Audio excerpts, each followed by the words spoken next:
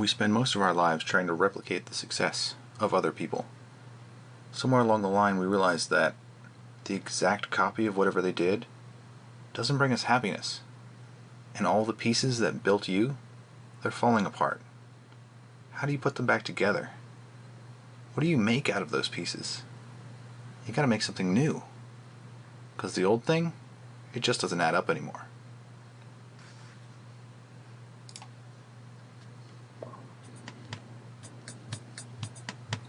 So I'm Dan.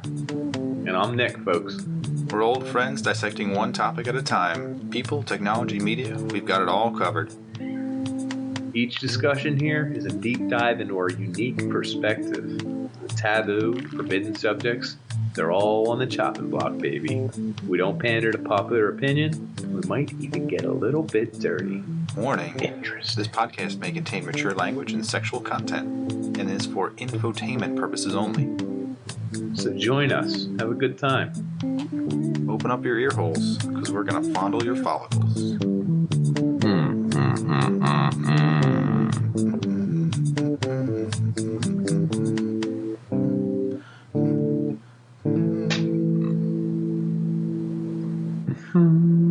There we go. Wow. Incredible. Wow. I like that intro because I didn't think about anything but the intro. I was in the moment. I was grasping it. Feeling firmly. it? Wow. Mm-hmm. Coursing through you, pulsing through you, maybe even. Well, I'm Nick, folks. I'm Dan. And this is just another friggin' episode Of the Unpanderers. Ah. Welcome. We enjoy Welcome. you thoroughly.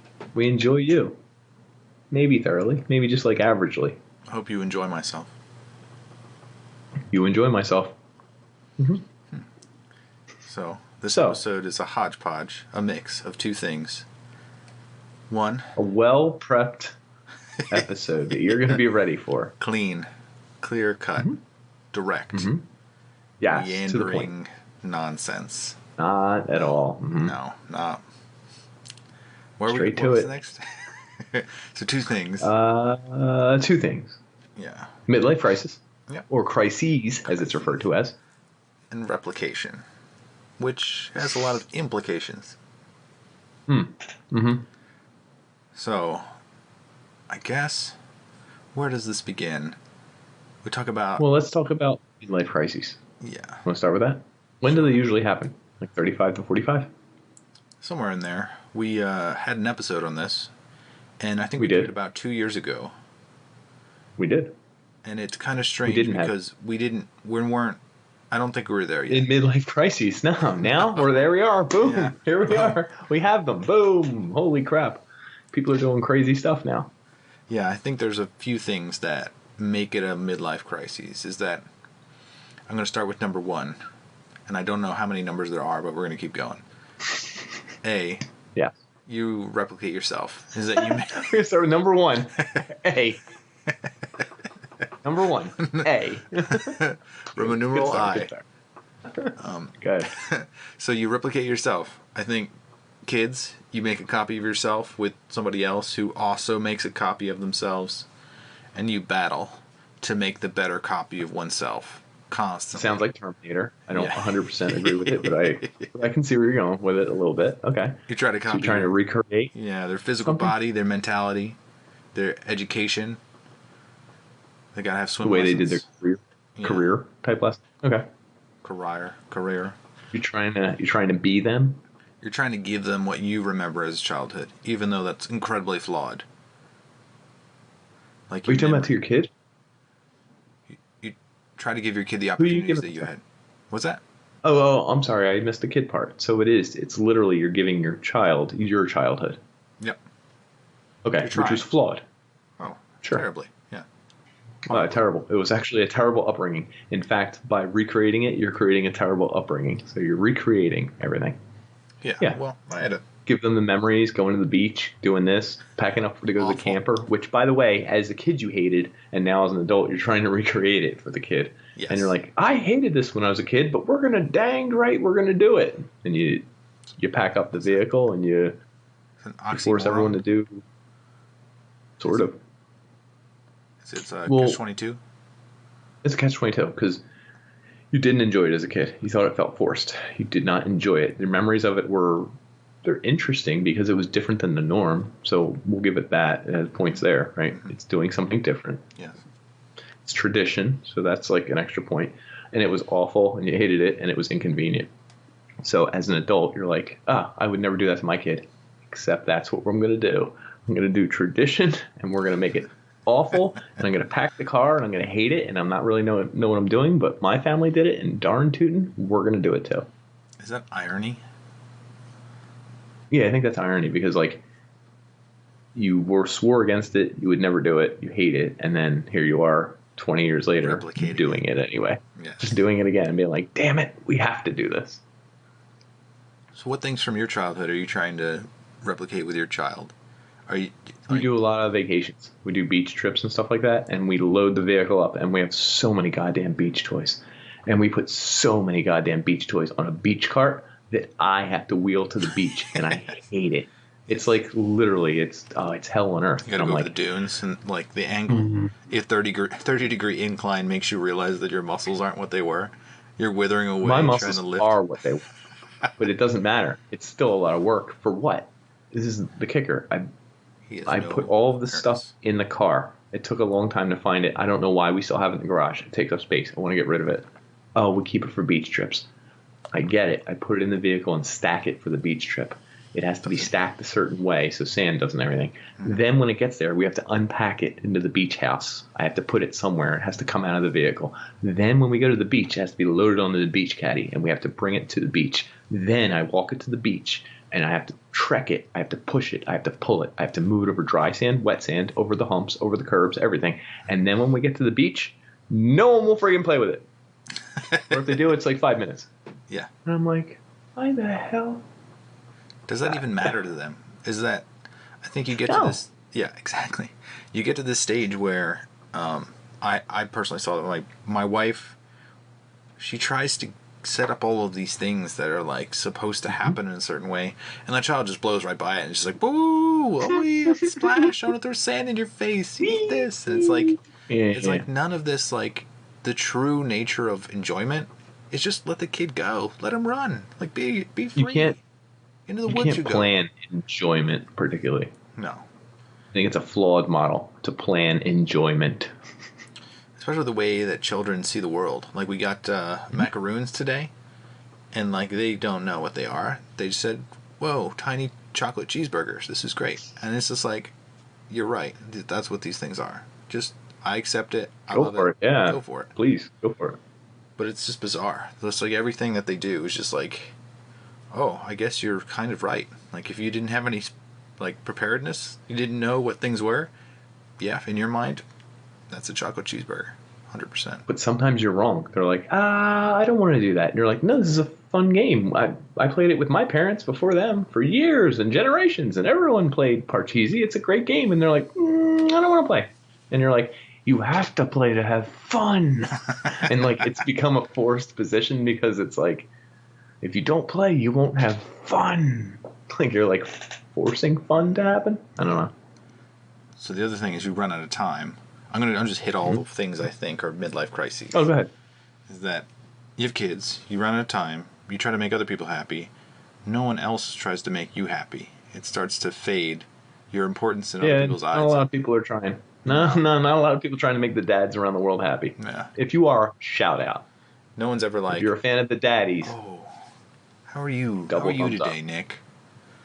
You feel okay? You're looking a little down. Can I rub your feet? Yeah, actually. Yeah, let's put my feet up. Let's go. His Very name's Derek, voice. and he's a little too I don't care. I don't. If he's going to rub my feet. Yeah. If a man came on to me and said, I want to give you massages all day long, I'd be like, all right, that sounds good. Can I have... What's the catch? What's the catch? I make smoothies. Show me. Weenie. And I'd be like, give me a hug, pal. I like it. Are you Mormon? Come on. Let me know. Put in the Multiple comments wives, below. So people stop caring about you. And the weird part about it is like your kids only care about the attention you give them. Your wife only cares about the attention you give her. And your parents don't give a shit about you anymore because you're all grown up. Really? Kind of do. Kinda. Like, my parents still kind of care about me. Yeah. I just saw them nice. like the past 2 days, so I mean, they were nice to me. That's nice, Nick. Now they didn't. I mean, what did they do for me? Well, they did supply some dinner. We had a birthday party for my dad, so that was cool. He is not at a midlife crisis. I think he's settled down finally at 60. Shout out my father. Good job. Good job. So he's not going to make it to 120? Is that what you're saying? He might. He might. Technology. His stash will live on. Just might. Anyway, go ahead. People stop caring about you in general. 100%. Yeah. And then you stop caring about yourself. No? You don't feel like you stop caring about like progression? What's next, do. Nick? Well, oh no, I don't have a plan for myself or anything like that. So you stop caring? No, I mean I groom and I brush my teeth and I work out. That's about it. You still got 6-pack abs? Kind of do, yeah. Kinda? It's not an answer. Well, so there's different kind of 6-packs. I didn't want to get into this in this episode. There's congruent 6-packs where it's like a perfect 6, and then there's incongruent, and I have like a little irregular 6-pack. How do you correct that? Is that even possible? No, it's not actually. Your muscle groups actually form that way, and it might have to do with your diet and something to do with your body, and I don't know. The article seemed very interesting. Video games? How many days you've played video games? 72? So, oh, fuck. You're out. It's odd. You're already done. Incongruent? Odd. Even number? Incongruent. It's just another day of video games, and they'll straighten them out. So I will say there's some things I care about myself, but for the most part, nah. It's just like, nah. Yeah, your life goals, you realize that. Oh, life goals? No. Good Lord, I don't have any of those. 5-year plan? Suicide memes are like my favorite things to go to. It's like, wish I was dead with like a hang 10 symbol or like whatever, and you're like, let's like that one. That's pretty. I think that's my go-to. Yeah. The other thing I read the other day is that someone was like graduating college, and they like their whole life was built towards being an engineer and working for NASA and like doing these crazy things.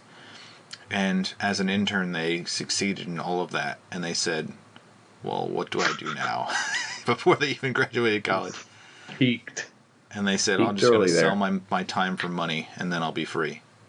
I was like, wow, that's the essentially darkest what view. You do. Yeah. That's pretty much true.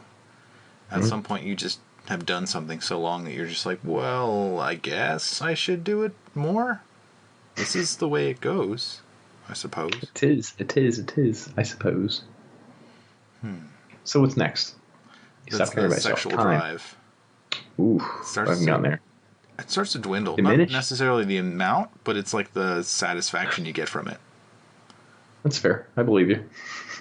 You're like, I believe you. You know the positions the other person likes, and like deviating. Isn't that from the same person though? I guess you gotta mix it up. Do you become alive again when you have another interest? Oh my God, I don't know. That would be an interesting test that someone should have to run. Mm-hmm. Yeah. But I find that, like, even if I'm having lots of sex, it's like, it's not like I'm 16 again and, like, I've never seen a vagina before in person. Well, in person.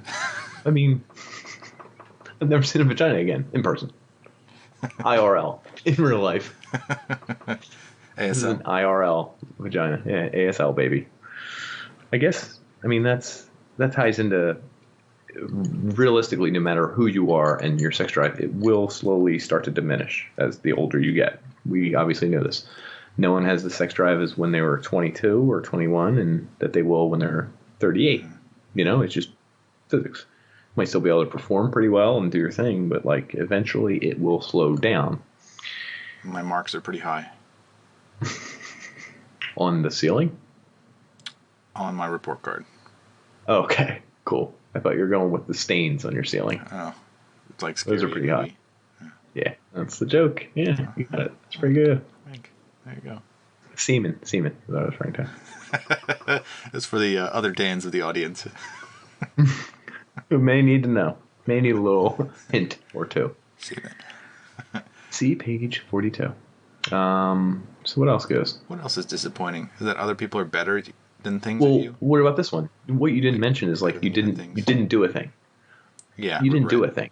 You can never go back. and more regrets build up. And if you have good memory, it just piles on. So people with better memories are worse midlife crises. Crises. Oh my god. I remember all the things I didn't do. Yeah, all the bad And questions. there's a lot of them. All the times I came onto a woman and I said the wrong thing. Oh, that's awkward. Semen. Hey, nice to see me. Oh, no. Oh, I did it again. I have to leave this friend group now. I was going with more like what you didn't do. Like you didn't decide to become a motorcycle guy. Mm-hmm. Everyone could. You could, right? Yeah. You didn't get into billiards really bad. You didn't start smoking cigars and drinking scotch. You never did. Like some people did. 30. You just drank regular beers. Maybe you didn't get into, I don't know, what else do people do? Like, you never did sports cars. Like, you were like, I never got into cars. Yeah, I never really had money, and I didn't do it. It wasn't my thing. I never won the championship. Oh, yeah, there you go. Sports. That's a big one. People never got into it. Now I could see it in all my other friends, even like high school friends that didn't play team sports. Mm-hmm. Because in college, you can't really... Like, if you're not really good at it. Incorrect. Yes, you can. I signed up for men's league ice hockey. That was my first ice hockey experience. It's your first ice hockey experience. But that's it was men's league C. But that's not a true competitive outlet. Like, it is competitive. Oh, no. That's the most competitive thing I've ever seen in my life. There's people cutting each other's throat at age 38 and 40 because of what we're talking about today, technically. Those exact people we're referring to. The ones who missed their chance. Wait, he didn't play any. Did you play any sports in high school? No, I got cut from the crew team practice, and I wanted to play ice hockey, but like I didn't have ice skates, and my parents never were going to get me, so no. Oh, that's so sad, Nick. So I played them in college. I don't know. Yeah. Which you can do, but you're not going to play on any varsity team. You're going to play on the men's league C. I feel like that's a missed opportunity, though. It is, but. Yeah. But I wasn't athletic till like high school, college age. More sorrow, Nick. We need more sorrow. Midlife crisis. I'll get there. Anguish. Oh, trust me. Show me the anguish, Nick. God damn it, Nick. Dance monkey. Fine. I wish I had. Like, I'm not saying I'm glad I didn't. Like, who's a douchebag who says, like, I'm glad I didn't play high school sports. I played them in college. Like, no, I totally would have loved to freaking play high school sports. But, like, I don't know if it's because my parents were... like had 2 other kids and we didn't have a lot of money, or because I was also awful at sports. Like you combine the two and it's like, yeah, we're not wasting our money, kid. You know what I mean? Yeah. I don't regret it. I mean, I wish they had, because that would have opened new opportunities for me. Interesting. Yeah. There is. I could have played for your friggin' dad. Oops. Yeah. This is a coach. Yeah, coach. Well, that's the surprising thing is that they had 4 ice hockey teams. And they added a 5th so that all the rejects could play. And hold on. A reject. Dylan, they had V1, V2, JVA, JVB. They had another one? JVC. They had JVC? Uh-huh. At our high school? Yeah. You were on C? I was on C, yeah. I wasn't that good. Dude, I could have made C. You could have made C. You could have played. I could have made C. Everybody. Who else is on C? Give me some names without last names. Martin. Oh, dude, I love Martin. I would have loved to play with Martin G. Oh, my God. What's McGill? McGill? Yeah, I would have played with McGill. Oh, dude. And then did you have Pincher? Jordan. Oh, Jordan was that bad? I thought he was good. He had a good shot, but he couldn't move. Okay. What about Pincher or something like that? Who? Pincher. I think he was higher. Okay, that's fine. How about AJ? No, yeah. Yeah. Well, yeah, he is C written all over him. That's hilarious. Wait, you gonna tell the story about how it's like you ever suck dick for coke? Yeah. No, he made out with a man for weed, for money and weed. It was money too. Money and weed. Wow, that's he got like $50 and he got like a baggie of weed, and he was like, yeah, I'll do it. I'm like at the prom or some kind of dance. It. No, not at all. You know what? Power to him. I mean, he got what he wanted, right? Like what? No skin off his back. Yeah. But it was a motley crew, so it's a unique experience. And then the focus, there's a drive there that I feel like an outlet for all the aggression you have when you're a kid. It helps. Actually, body checking somebody legally, and then laughing at them as they smack the ice. That feels really, really good. That it does. Can't do that in a corporate job. You can, but there are different consequences, I feel like. Anyway, move on. What else makes up this list? I feel like what did I cover already is that you lose your time, you don't have anybody caring about you. No one cares about you. You missed out on opportunities to do sports, things, whatever you liked. Regrets, sure. Your drive is fading. You haven't met your goals. Yeah, sure. I would agree with that. And other people are better than you. There's just people out there that spent their time honing their skills at certain things, and you're just like, that's depressing. F you. F you. So good at that. Two things that I should have thought of, and you're like, oh, damn. You're a loser, but damn you. Damn you. The other thing is that I don't know that the end goal is that valuable. Like, for like retirement purposes, like being free and not having like, or having a boatload of money and not having any unnecessary like requirements on you, I don't know if that's happiness either. I see a whole bunch of celebrities that just don't, like, they're aimless and they wander, and it's just like, what? Like, you have millions of dollars, like, what? Do something else. And they're just like, I don't know what to do. Interestingly enough, the happiest thing in my life is that I'm in junior sales at my job. Make dirt money, and I hang out with like a 23-year-old, and a 27-year-old. And like, we all make dirt money and we all get shit on, and we're all really bad in the company, and we all get like shit jobs. And all we do is dick around and G-chat each other and fucking tell inside jokes, and we're like kind of like low lifes. Like, we're not striving to be the best we can at the company. Like, you know what I mean? Slaggers. Yeah. But we have inside jokes. We dick around. Like, that's the most fun thing I have in my life right now. So and it's ironic that it's literally the opposite of making good money and being successful. But that's the other thing. Is like, being successful really means that you take on a lot of stress and do more work than you should because you're respected. Probably. You're also quote, isolated. Yeah. There's a camaraderie in the being a working class schmuck.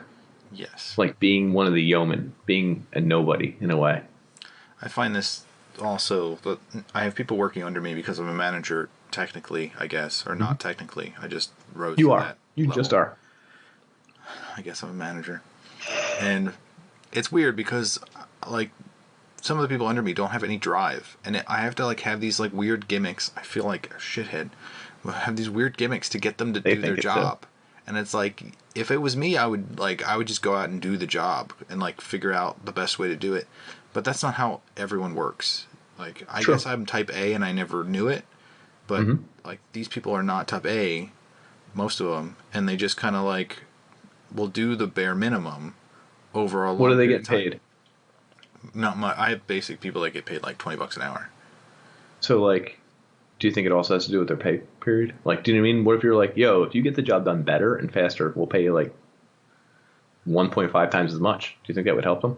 I thought about this on a walk today where I made $16 an hour when I was in college at an internship, and I did lots of crazy shit to try to, like, prove this, like, theory right.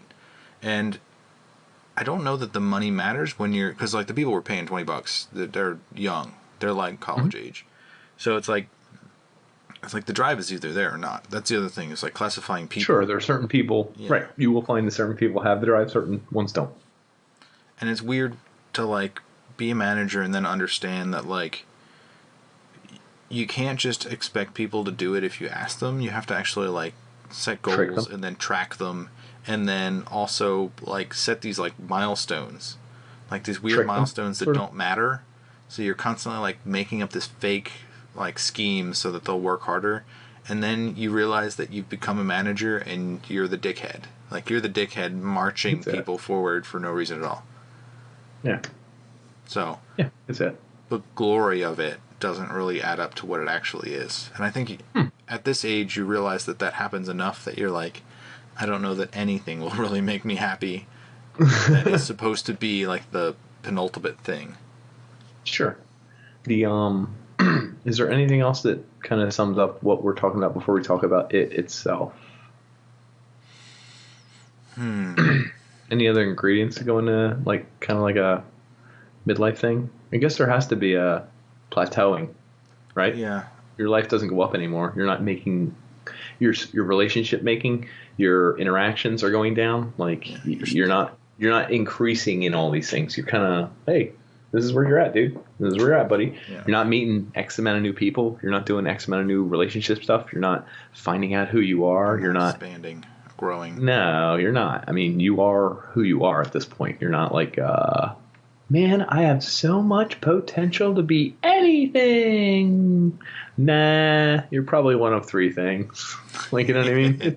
We got you pretty pegged. Yeah. For me, the milestones have already passed. So, like, new car, new house, getting married, having kids. Like, those are all pretty big ones. I mean, what after that, more is there? Yeah. Retiring? I don't know that there are any big ones. That's a long ass time. Killing a friend? Killing a friend? No one's ever killed a friend? Gosh, there's somebody behind you. To try. Stab you coming in the closet. It's just coming in there and just stab. Ooh. Would be good. For me, yes, I could buy a house. You're absolutely. I could get married. You're right. I could. I actually also feel like I've experienced those things without experiencing them. I'm like, I'm over it. Interesting. Don't ask me why or how, but that's how I feel about them. I'm like, I feel like I've done them, sort of, in theory. I've gone to like probably 50 plus weddings at this point in my life. It's a lot of weddings. You know what it's about. Yeah. I've been in wedding parties. I've been a total outsider. I've gone to weddings of some of my best friends. Did you get married? Anyway, I've given speeches at weddings. You know what I mean? Like, I've been a part of them. And I really think it would be cool to get married, but I'm not there in my life. And I also don't think it's like a milestone where I have to get, because I think some people will never get married. And that's okay for them. So this is going to transition the discussion. Sure. What are you modeling your life after? Are you like looking forward and saying, I want to be that? Do you have a role model or? No. I'm literally just surviving week to week. I'm like, oh my God, I made it.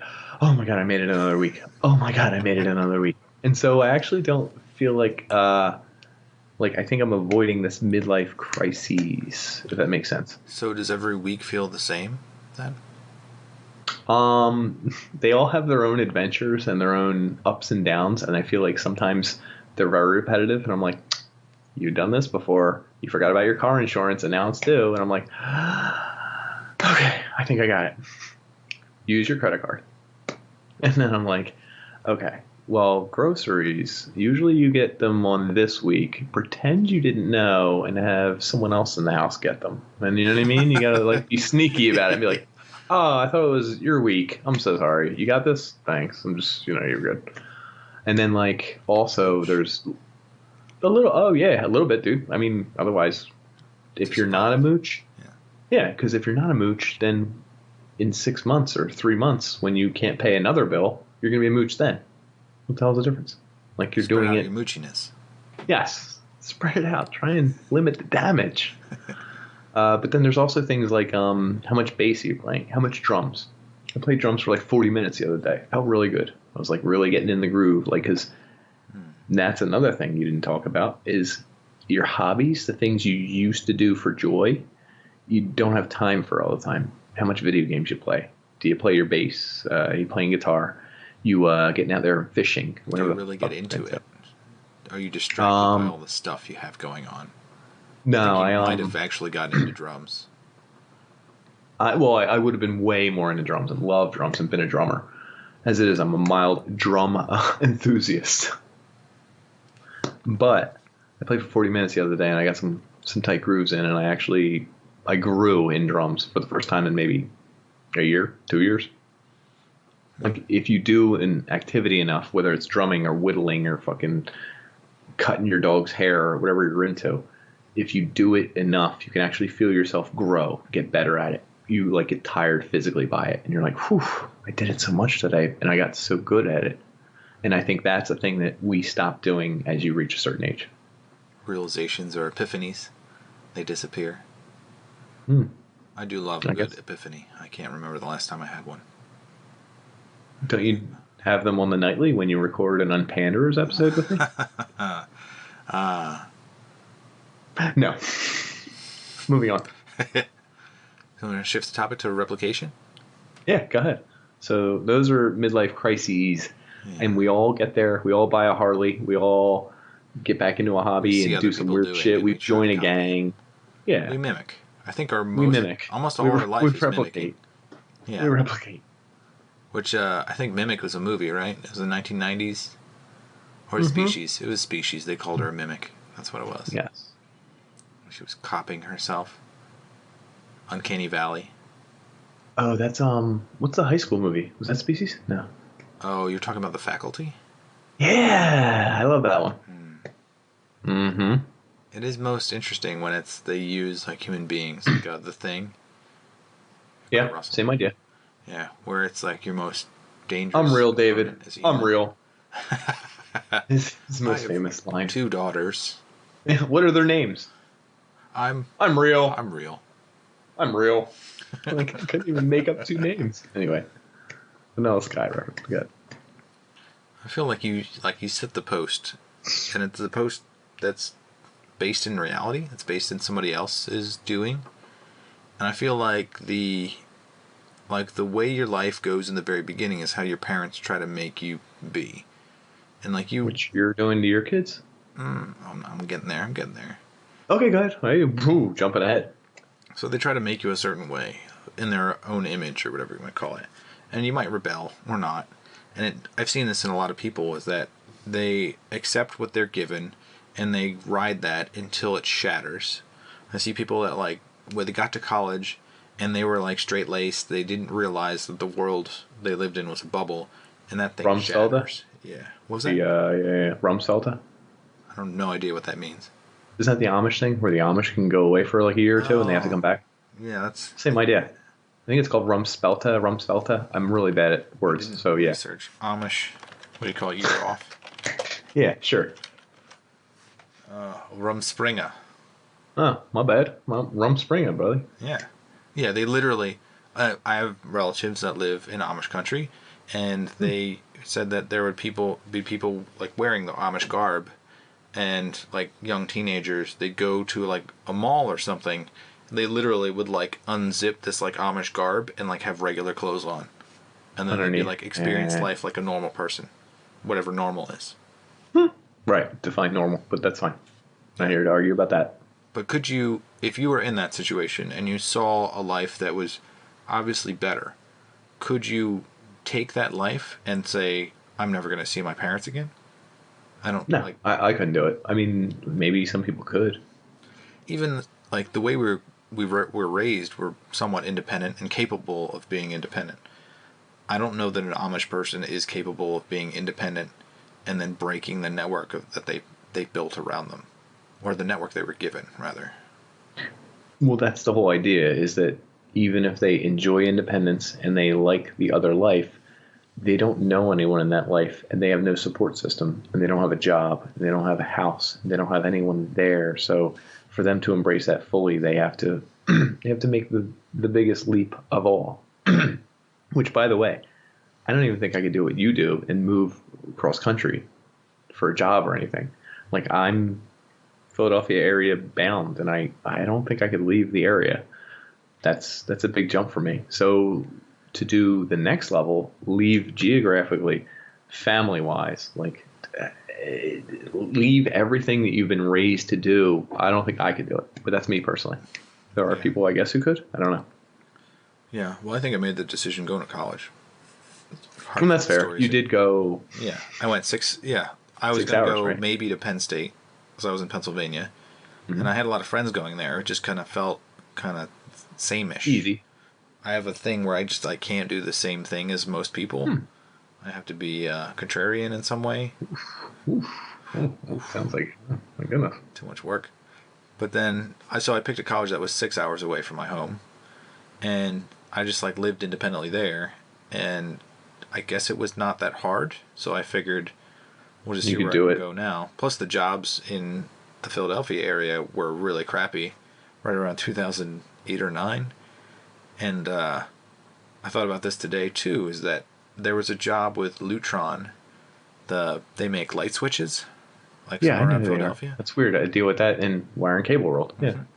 Well, I interviewed with them for like a full day, And I was like, is this really what I want to be? Like, I don't know how much they would offer people to make light switches. You make a better, like, valance or Make a whatever you better call it. light switch. Oh, lordy, lordy, lordy. Like, does this really, like, does it feel impressive to other, like, it's not a status thing, and it's not even, I guess there are people out there that are like, oh my god, did you see that Model B number 008? Like, that light switch was fantastic. They're saying that about the light switch? They're getting off on it? They're like, oh my god, did you see that light switch? Tactile, you feel they got the new click. Wow. They got new technology. Yeah, so I could have done that. I could have moved back. It was not that far from you. And I don't know. I guess the enthusiasm was not there, so they were like, they never gave me an offer, but I don't think that I would have enjoyed it. I don't, like, it was not alluring. It did not appeal to me. So I picked a job that was still far away, and then that job sucked, so I was like, I gotta get out. And then I took the first thing that looked like it was appealing. And then I moved really far away. Was that your midlife crisis? No, that was like 23. I know. Like, could it have been your midlife crisis? Doesn't mean it's really the middle of your life. I think it means it's your big change, your big switch, your big, I'm taking control of my life because it's been going in X, Y, and Z, and I want to change it. Yeah, well, you could probably have 2 or 3 in a lifetime. That job was so bad that I signed up for online tutoring to teach other people while I was working. And tried to get a scam out of that, I remember. It was not a scam. I was going to actually teach people. You wanted me to be a professor and sign off that I was, I'm pretty sure, at some point. What are you going to teach? English? I don't know. You told me. It was your idea. You approached me if I would tutor. Maybe. That sounds like me. I kind of believe you. Just a little bit. As long as you kind of believe me. No, I don't think you went so far as to actually do it. I'm just saying. You're kicking around some ideas. But anyway, you're going into the Wild West. You're doing some new shit. You were getting crazy. You wanted to find you. I guess that's fine. Which I think you did. That is a midlife crisis. I don't care if it's at 23 or whatever the hell it is. You probably have them 5 times in your life. It's where your DNA, everything you've built up, everything you're working towards, you don't want to do it anymore. You don't want to keep going in that direction. And there's no easy way to gently pull away from these things. You have to do it hard, and you have to do it not fast, but abruptly. And you have to do it strong-willed in a different direction. You have to have a new focus. You have 2 or 3 days to decide on a job offer. That changes your life forever. Yeah. And you have to literally decide on it and not be wishy-way. You just have to be like, yep, I'm doing this one. I'm doing X or I'm doing Y, and I'm doing Y, and this is Y. I'm doing X, and this is Y. What are you doing Y? No, I said X, doing Y. Why are you doing X? I see we're doing a Three Stooges bit. Yeah. So you could be due for another one, dude. I think some people have more than others. I'm not even saying you will. Yeah, I don't know. I do look at, like, my cousins who have never left the bubble, and I guess they don't want to, or I just don't. I can't understand not having drive.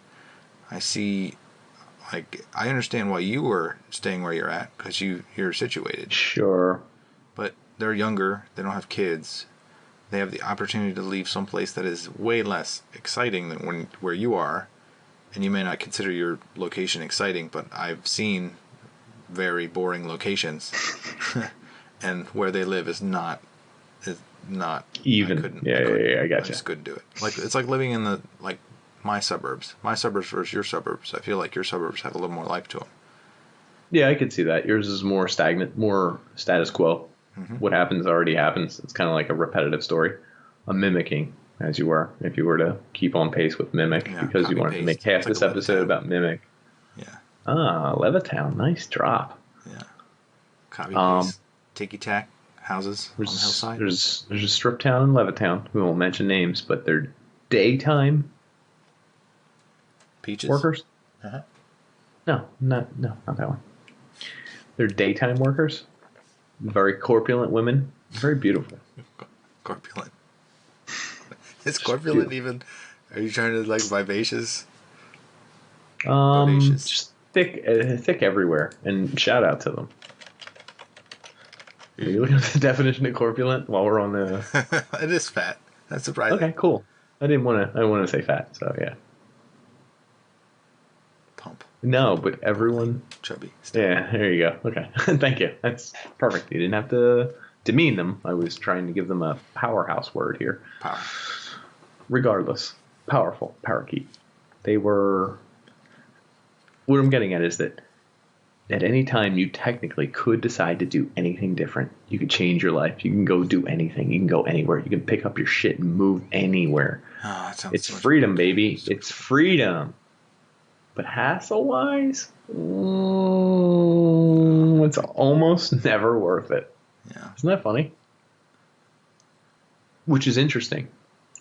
So if your life is shit, or your life is so boring, or your life is so A, B, C, D every day, you technically could decide to pick up, move it, change it, drastically go in a different direction. I'm a Harley guy now. Okay, Dad, you're 64. And he's like, call me Roger. And you're like, that's your middle name, and no one's ever called you Roger in your entire life. And he's like, yeah, well, I'm Roger now. And he buys a helmet and a Harley, and he gets a freaking Harley jacket, and he's into Harleys, and he starts hanging out with guys who have Harleys. And you're like, how do you know these people? And he's like, met him on a forum, and he revs his engine, and he drives off. And you're like, damn, dude, my dad's a badass now, but not really, because he's like 64. But like, whatever, do you. And I think that's the midlife crisis thing. Like, you can pick up your life and change it at any second. Like, you're on a course. Yeah. You have a plan, but you can alter it at any second. You're mimicking X or Y, but This is golden handcuffs for me because my trajectory is such that I could retire. Know what they are. 10 or 15 years if I'm lucky. Sure. But that's like, I kind of wish that when I was younger I jumped around, because there's like right now, if you're young, you could literally Airbnb like a month in one place, a month in another place. Like, you could probably get by. You might be broke at the end of it, but if you have these like little jobs every now and then, like, you could probably like take a job for like 6 months and be like, this sucks, but I experienced it. You take that experience and then you like save it to your memory banks. So what are you getting at? What's worth more, the monies or the experiences? The experiences. But you need money to have experiences sometimes. Yeah, so it's a trade-off. It is, no, of course. What do you think about those Instagram people that are like always traveling, influencers, jumping into like crystal blue waters with nice music playing and hot girls? Like, they're probably having a really good time, but they're doing it so back to back and so fast and moving on, and they don't have boring stuff to compare it to. Like, those influencers are going to a cave in Dubai and then like immediately flying to like Mexico to do with this exotic town. And I think they're having a great time, dude. They're vibing. They're living a life probably better than mine. But they will not know what it's like to have monotony in life and do dishes and work a 9 to 5 for 3 weeks straight where you didn't enjoy a day of those 3 weeks. And there's something powerful about being able to do that and then enjoy something, to endure that and then move on. Because that person, that influencer who's having a great life and everything, I don't even know if they could do 3 weeks of labor. Like, what would happen to them? They might break. They might not.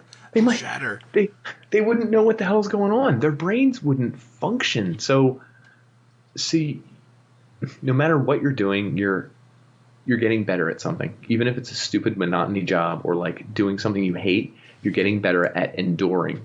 I don't think you should get so good at enduring that it becomes your norm. But when you do, you've built up a callus that someone with a life of luxury does not have. You're able to endure things that some people can't. So there's an advantage to be taken from whatever you do, whether you're an influencer or not. Yeah. I just think you can't do all of one thing. You can't be an influencer 24/7 for 40 years. You can't be a blue-collar laborer who doesn't get vacations for 30 years and just works on a fish line or whatever the fuck I made up that term, but, fish line. This is... it's becoming jaded, but this is very much like my friend who's a photographer. She took pictures for like Rolling Stone, and the moment she captures, it looks very like vivacious, full of life and exciting. But really, there's probably days worth of prep to get all the items and make sure the person who's there is like dolled up and done right and angle the lighting. There's tons of stuff that goes on that one shot, and there's probably, what most people don't realize, is probably like hundreds of shots, and they just picked one.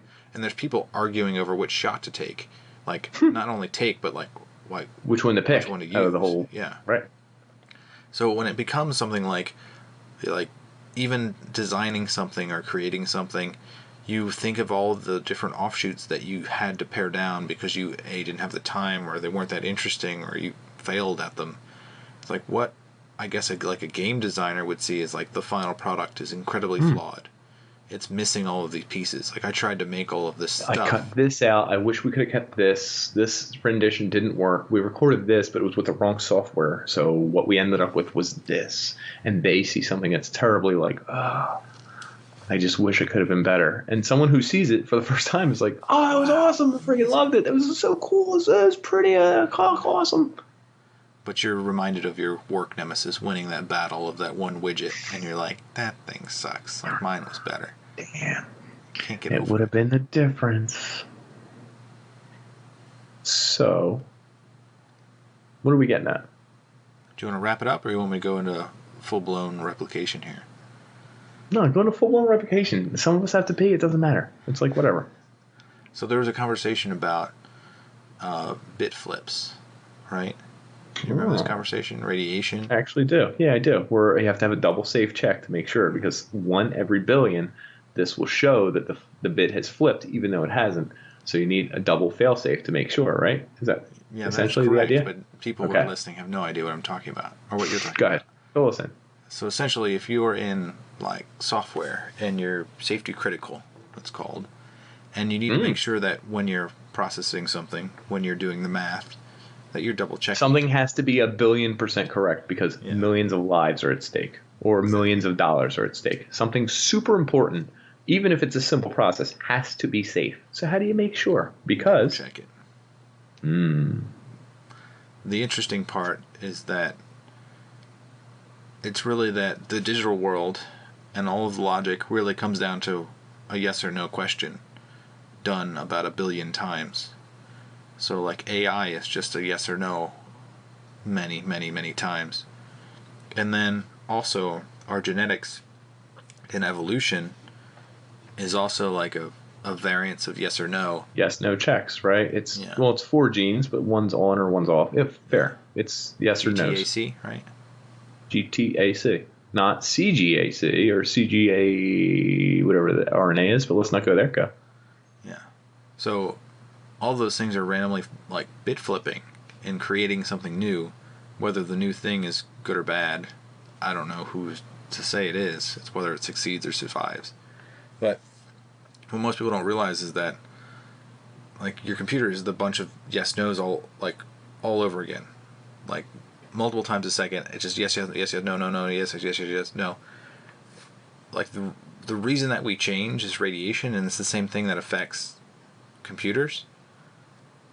So if you're calculating something and there's like a speck of radiation just explodes in that one little bit and flips it, you get like errors, blue screens, things fail. A yes could be a no could be a yes. Sure. So this leads into like Tron. You watch Tron, the new one, old one? Yeah. Both. Is it digital jazz? And then how they have digital like jazz? Yeah, that's is that Kurt Russell again? Is that what's his name? Yeah, it's Kurt Russell again. I think it was. No, it's not Kurt Russell. It's Daniel. What's his name? Jeff Daniels? No. Jeff Daniels. No, is it? I think it is. Is it? Yeah, I think it is Jeff Daniels. Okay, fair. Similar. Fact check us. Yeah. But what he was talking about was like, there's probably another level of like the way you can break down a person versus the way you can break down a computer. And they were talking about how like AI generated this like being, and then they became like their own entity. So it's weird that we're just essentially like the human beings are essentially just instructions that are built out to house an intellect which we can't define. That answers yes, no. Sure. Consciousness, intellect, we can't define. I'm glad we're doing an entire episode's worth of material right here. Yeah. I just went off on a tangent. I didn't know where I was going. I know, and I get it. So what you were getting at is that we can mimic anything. Can we mimic human life? I don't know. Why would we mimic things? Are we constantly just mimics? Is that what we are? Is that what you were getting at? Kind of, yeah. Hmm. If we could rebuild the human body, like exactly, if we could copy you, With the mind. Mm-hmm. yeah. If we so there's this is the I would look at its abs. if you had weed and money, you might make out with them. I might for less. I might for less. But it's interesting that like if you break your arm, and like you could have it rebuilt. Like you could just like, this was my arm, I have it saved, just like fix me.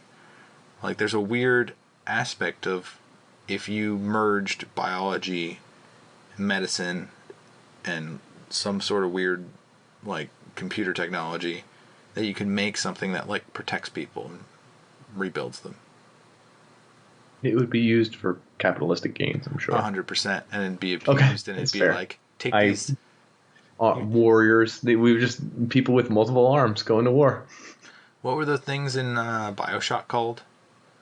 Daddies? It's like, the enhancements, like there's plasmids. plasmids. Yeah. I think that's right. Yeah. That's exactly. The world of plasmids. It's like 25 cents. Welcome to the circus of values. Yeah, that's what it is. Yeah. I love that. Well,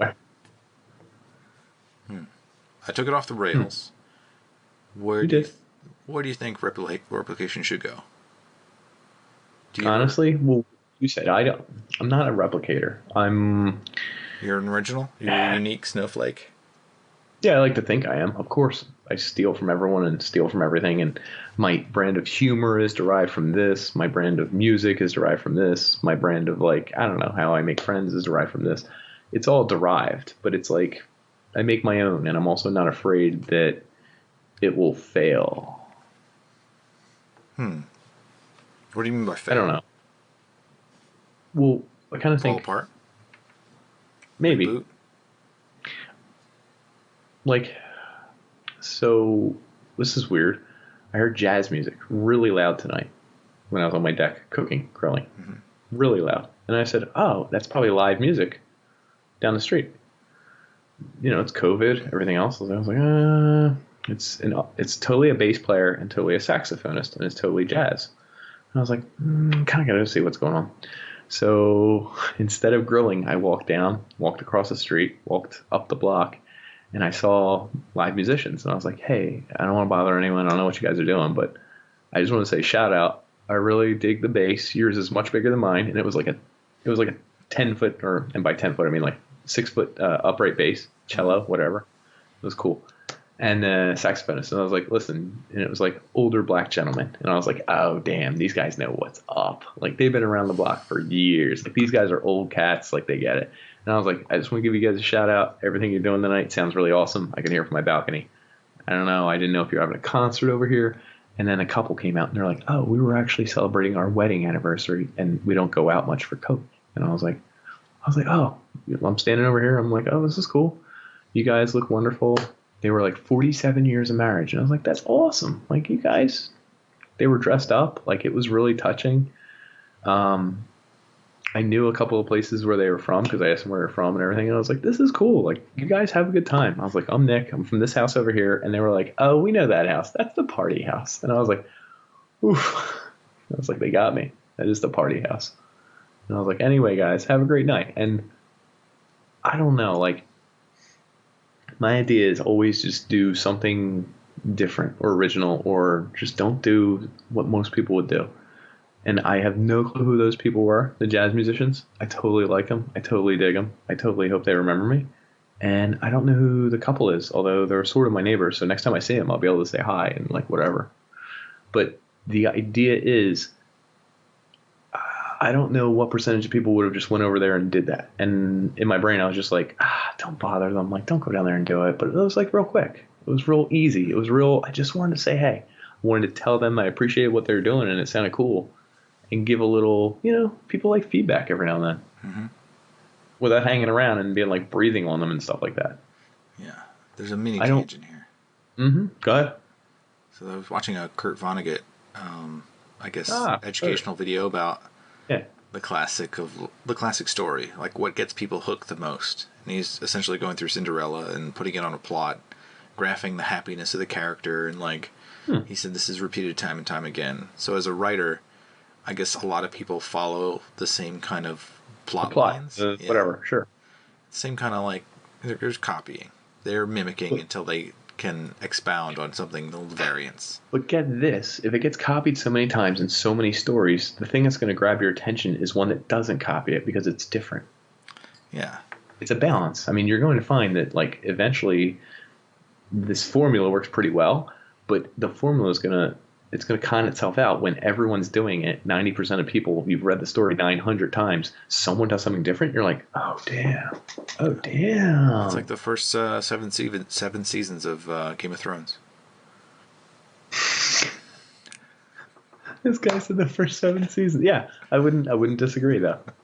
But they did it totally different. They killed off characters that you shouldn't kill off. And everyone was like, oh, I need more. You're right. It was not exactly the proper way to do a show and build characters. Yeah, it was different. But what you touched on was the moment. So when you're in a moment with people, like the I guess kind of like the inflection and the tone and the context, all of that adds up to uniqueness that you can't copy and paste, and then you also can't share that with people exactly.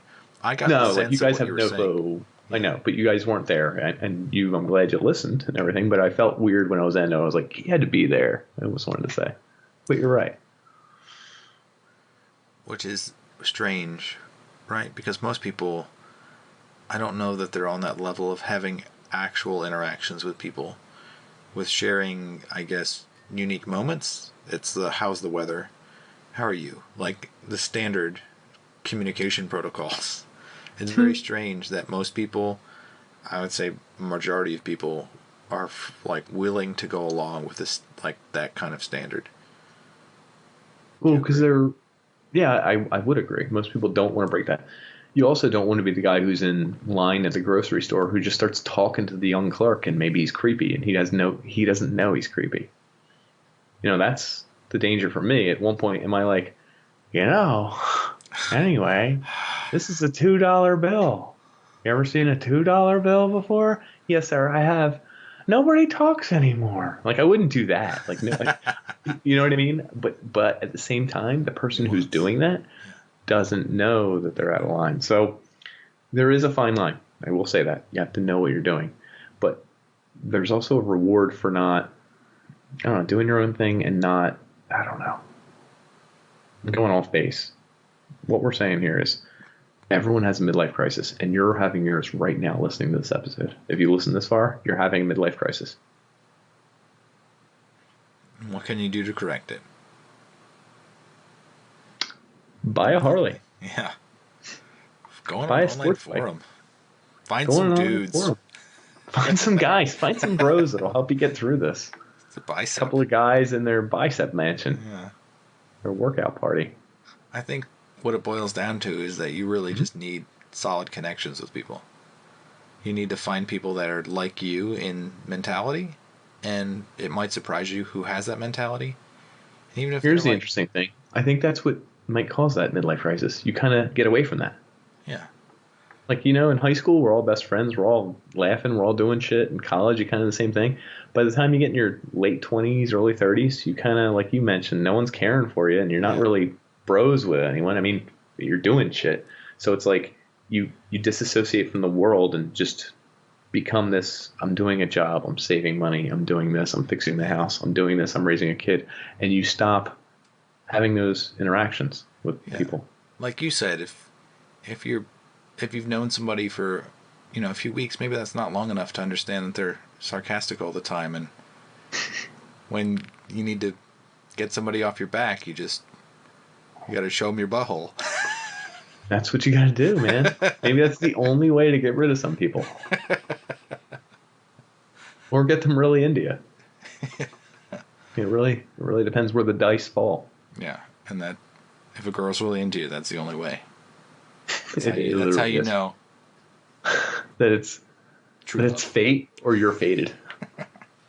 So what we're saying is keep checking our soch, keep checking our this. If you have some kind of I gotta pee, and that's the way it goes when you get older, folks. That's why I So wear thanks for tuning diapers. in. Every episode depends on me. It depends on the episode. Yeah. It does. But thank you for checking us out. If you have anything to add about midlife crises or mimicking, please feel free to not even tell us. Yeah, because we probably don't. Well, I probably would care. I don't think Nick would care, though. I would care. I wouldn't get around to checking it. I think that's a good night. It is. Thanks for joining us. We like you guys. We like you a lot. A lot, yeah.